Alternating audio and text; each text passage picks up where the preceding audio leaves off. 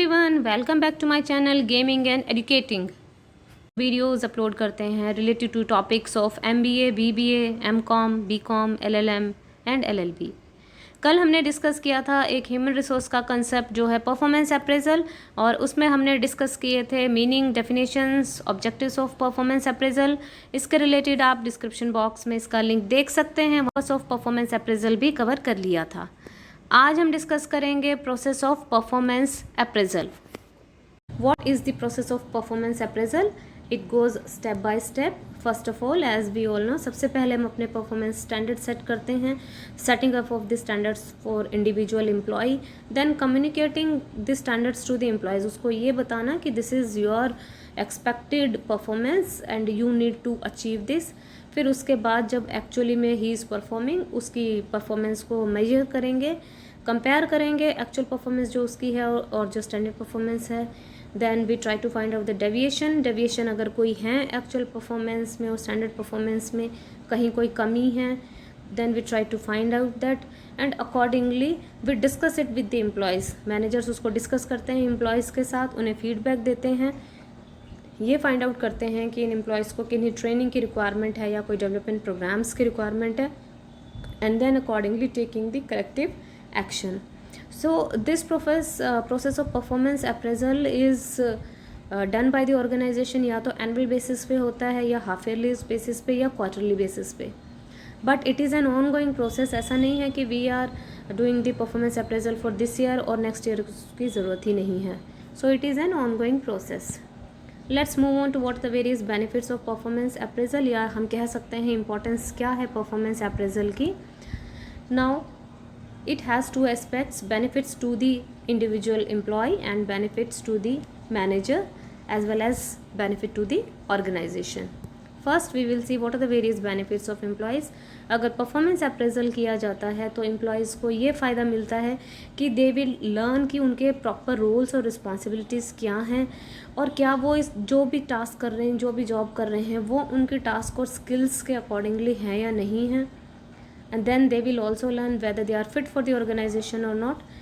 Accordingly जब उनकी performance को अप्रेज किया जाता है या मॉनिटर किया जाता है तो उनको फीडबैक भी मिलता है कि वो प्रॉपर वे से परफॉर्म कर पा रहे हैं कि नहीं कर पा रहे हैं, and they also come to know कि उनको किस तरीके की परफॉर्मेंस देनी है या ऑर्गेनाइजेशन में उनसे क्या एक्सपेक्टेशंस रखी जाती हैं। Then along with this benefits to the employees also include, उनको अपनी स्ट्रेंथ्स वीकनेसेस पता चल जाती हैं, where they are lacking, because अगर फीडबैक मिलता है then they will come to know and they will improve upon them. साथ ही साथ वो ऐसे वेज आइडेंटिफाई करते हैं जिससे कि वो अपनी खुद की परफॉर्मेंस इम्प्रूव करते हैं। कहीं ना कहीं परफॉर्मेंस अप्रेजल उनकी ट्रेनिंग नीड्स को फुलफिल करवाता है, and the employees will also understand कि नेक्स्ट ईयर या नेक्स्ट सेम में उनको किस तरीके से अपने ऑब्जेक्टिव्स को अचीव करना है। It also helps in providing career direction and prospects, future growth के लिए भी उनको एस्पेक्ट्स मिलते हैं। They will come to know कि whether they have the capacity to hold the higher position और not. So these are the benefits to an employee. Now let's move on to what are the various benefits to a manager. जो manager है जो feedback दे रहा है वो भी कहीं ना कहीं 1-to-1 कम्युनिकेशन करता है एम्प्लॉयज़ का साथ, तो कहीं ना कहीं ये एक कम्युनिकेशन की अपॉर्चुनिटी प्रोवाइड करवाता है मैनेजर को to exchange his views with the employees. ये अपॉर्चुनिटीज़ प्रोवाइड करवाता है टू आइडेंटिफाई कोई भी अगर पोटेंशियल डिफ़िकल्टीज़ या वीकनेस मैनेजर में खुद में भी है तो he will come to know, and side by side he will come to know the weaknesses and potential in the employees. Then he will be able to understand what are the various resources in the organization, वो किस तरीके से use किए जा रहे हैं, किस department में कितने रिसोर्सेज हैं at the various managerial levels. So he will have an understanding about this, and it will also provide opportunity to plan for the future, because performance appraisal से आप इवेल्युएट कर सकते हैं एम्प्लॉयज़ की performance, and because of that आप अपने future की भी प्लानिंग कर सकते हैं अपने डिपार्टमेंट के लिए। You can take the decision. Then it also provides opportunities to think कि जो सेल्फ रोल्स एंड रिस्पॉन्सिबिलिटीज़ हैं मैनेजर्स की वो क्या हैं, क्या वो उनको ईजिली फुलफिल कर रहा है कि नहीं कर रहा है, and it also provides opportunities to plan for further delegation of the work by manager. अगर एम्प्लॉयज़ हैं वो सेल्फ सफिशिएंट हैं, उनकी परफॉर्मेंस अच्छी है, then delegation and decentralization can be done, and it also provides opportunity to motivate the team members of the organization, जो भी उसकी टीम में काम करते हैं या उसके नीचे काम करते हैं. Then what are the various benefits to the organization. As an organization performance appraisal जो है एक स्ट्रक्चर्ड मीन्स है ये आइडेंटिफाई करने का कि उसके एम्प्लॉयज़ का क्या पोटेंशियल है और उनकी ट्रेनिंग नीड्स क्या हैं. अकॉर्डिंगली डेवलपमेंट प्रोग्राम्स भी प्रोवाइड किए जाते हैं. एज वेल एज ऑर्गेनाइजेशन को ये बेनिफिट भी है कि उसके पास सारी इन्फॉर्मेशंस आ जाएंगी regarding the expectations of the employees. Because अगर उनकी लेवल ऑफ परफॉर्मेंस अप है या डाउन है then you will be come to know कि उसमें क्या लूप होल्स हैं या what are the various factors. तो बेनिफिट्स होते हैं ऑर्गेनाइजेशन को, ऑर्गेनाइजेशन अकॉर्डिंगली प्लान कर सकती है. देन ऑर्गेनाइजेशन के पास प्रमोशन एस्पेक्ट्स की सारी डिटेल्स आ जाती हैं, किन एम्प्लॉयज़ को प्रमोशन मिलना चाहिए and how they could be motivated. It also gives an opportunity to review the succession planning. Succession planning means कि जो अभी कोई पर्सन किसी हायर पोजीशन पे हैं then who will be the next best person. तो वो पर्सन होंगे जो उनसे ठीक लोअर लेवल पे हैं but he is showing the excellent performance. Then the information is also find out कि किसको ट्रेनिंग डेवलपमेंट नीड्स हैं to the employees. This needs are find out and accordingly the training and development programmes are being held. So these are the benefits to the organizations. But side by side we have certain limitations of the performance appraisals. कोई shortcomings हैं, drawbacks हैं. First one is halo error or the halo effect. सबसे first limitation ये है कि जो managers performance appraisal करते हैं they have halo error or they might be influenced with this effect. It means कि employees के किसी एक single trait को देख के उसकी overall performance को judge कर लेना.